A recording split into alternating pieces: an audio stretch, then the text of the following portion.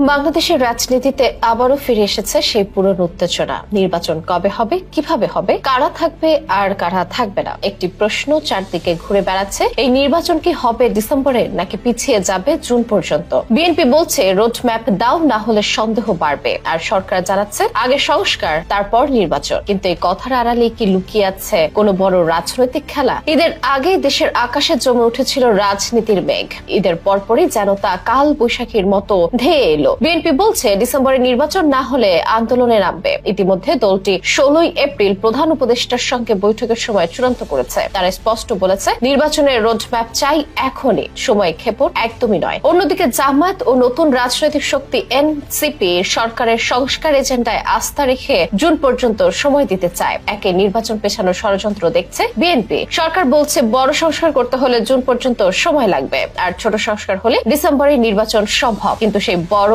আর ছোট সংস্কার মানে কি? বিএনপির ভাষায় ছোট বড় তত্ত্ব আসলে সময় নষ্ট করার কৌশল। দলটির স্থায়ী কমিটির সদস্য সালাউদ্দিন আহমেদ স্পষ্ট বলেছেন সংবিধান সংশোধন ছাড়া আর কোনো বড় সংস্কার নেই যেটা জাতীয় ঐক্যমতে 1.5 মাসে করা যাবে না। তাহলে এত দেরি কেন? বিএনপি মনে করছে সরকার ইচ্ছে করে বিষয়গুলো জটিল করে তুলেছে যাতে নির্বাচনের সময় পিছিয়ে যায়। অন্যদিকে জামায়াত ও এনসিপি বলছে সংস্কার ছাড়া নির্বাচন অর্থহীন। বিএনপি স্পষ্ট করে বলছে তারা কোনো বিলম্ব মেনে নেবে না। তাদের সন্দেহ আরো গভীর হয়েছে যখন সামাজিক যোগাযোগ মাধ্যমে 5 বছর সরকার থাকুক এমন প্রচারণা ছড়াতে দেখা গেছে। বিএনপির ভাষায় প্রচারণা আর সরকারের নীরবতা মিলে যেন এক অদৃশ্য ষড়যন্ত্রের ইঙ্গিত দেয়। প্রশ্ন হলো সরকার যদি সত্যি নির্বাচন পেছাতে না চায় তাহলে এখনই রোডম্যাপ দিতে বাধা কোথায়? কেন তারা রাজনৈতিক দলগুলোর সঙ্গে আলোচনায় নিয়ে সময় নিচ্ছে? অন্যদিকে আন্দোলনের হুমকি দিয়ে বিএনপি আবারও সে পুরনো রাজপথের লড়াইয়ে নামার ইঙ্গিত দিচ্ছে। কিন্তু প্রশ্ন হলো এবার কি তারা একা থাকবে নাকি অন্য দলগুলো তাদের সঙ্গে আসবে?